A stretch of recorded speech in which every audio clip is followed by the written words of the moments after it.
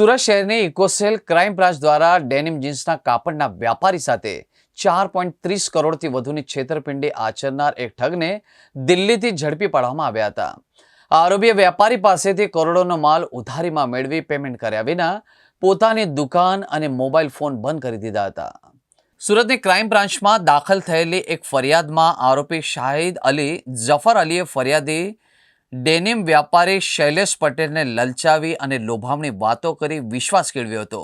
તેણે વ્યાપારીની શિરસ્તા મુજબ સમયસર પેમેન્ટ ચૂકવી આપવાની ખાતરી આપી હતી। 29 નવેમ્બર 2016 થી 6 ઓક્ટોબર 2017 સુધીના સમયગાળામાં તેણે ફરિયાદી પાસેથી કુલ મળીને 4,35,32,527નો ડેનિમ જીન્સના કાપડનો માલ 45 થી 60 દિવસની ઉધારીમાં મેળવ્યો હતો।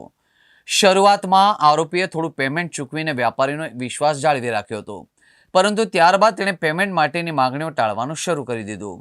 જ્યારે ફરિયાદીએ પોતાના બાકી પેમેન્ટ માટે દબાણ કર્યું ત્યારે શાહિદે પંજાબ નેશનલ બેંકના કુલ 40 ચેક આપ્યા હતા, જેની કિંમત 3,96,96,813 હતી। જોકે આ તમામ ચેક બિનઉપયોગી, બેલેન્સના અભાવે અને બેંક એકાઉન્ટ બંધ જેવા વિવિધ કારણોસર પરત ફર્યા હતા। શૈલેષભાઈ ગોરધનભાઈ પટેલ જે પોતે ultra denim private limited company એક ચલાવતા હતા, એ ડેનિમ જીન્સના કપડાનો વેપાર કરતા હતા।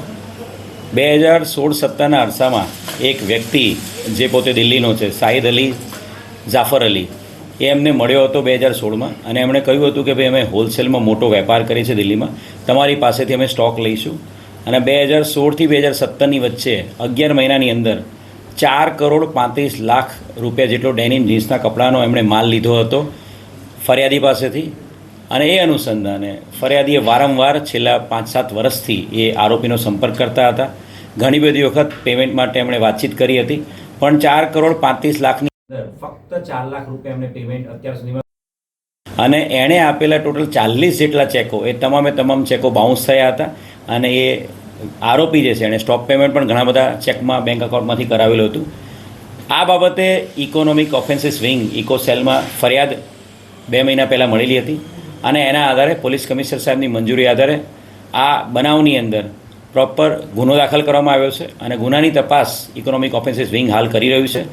આ ગુનામાં આરોપી બાબતે ટેકનિકલ અને હ્યુમન ઇન્ટેલિજન્સ આધારે વર્કઆઉટ કરવામાં આવ્યું હતું અને ઇન્સ્પેક્ટર મહેન્દ્રસિંહ એની ચોક્કસ આધારે ટેકનિકલ ને હ્યુમન ઇન્ટેલિજન્સ વર્કઆઉટ આધારે દિલ્હી ખાતેથી આ આરોપી શાહિદ પાડવામાં આવ્યો છે। એક સારી સફળતા ઇકોનોમિક ઓફેન્સીસ વિંગને મળી છે। આ જે ફરિયાદી છે શૈલેષભાઈ, એની સાથે જે છેલ્લા 8 વર્ષ પહેલાં જે આ ફ્રોડ થયું હતું, જેમાં એને 4,30,00,000 રૂપિયા પેમેન્ટ બાકી છે, એના આરોપીને પકડી પાડવામાં મળી છે। આ આરોપીના 5 દિવસના રિમાન્ડ મેળવવામાં આવ્યા છે। આરોપીની સાથે એના પરિવારના સભ્યો, આ તમામના બેંક એકાઉન્ટની ડિટેલ્સ પણ હાલ મેળવવામાં આવી રહી છે। અને આરોપીએ જે આ માલ જે લીધો હતો, એ માલ કેટલા લોકોને, કયા વેપારીઓને આપેલો છે, એની અંદર એણે બોનાફાઇડ પરચેઝર છે ત્યાં કે મેલાફાઇડ પરચેઝર છે, જીએસટી વગર એણે બારોબાર માલ વેચી મારે, એ બાબતે ટોટલ રિમાન્ડ દરમિયાન તપાસ કરવામાં આવી રહી છે। અને જરૂર જણાશે ત્યારે અલગ અલગ ટીમો ફરીથી પાછી દિલ્હી મોકલીને આ જે FIR છે એની અંદર અન્ય કોઈ આરોપીઓના નામ ખુલે તેને પકડવામાં આવશે।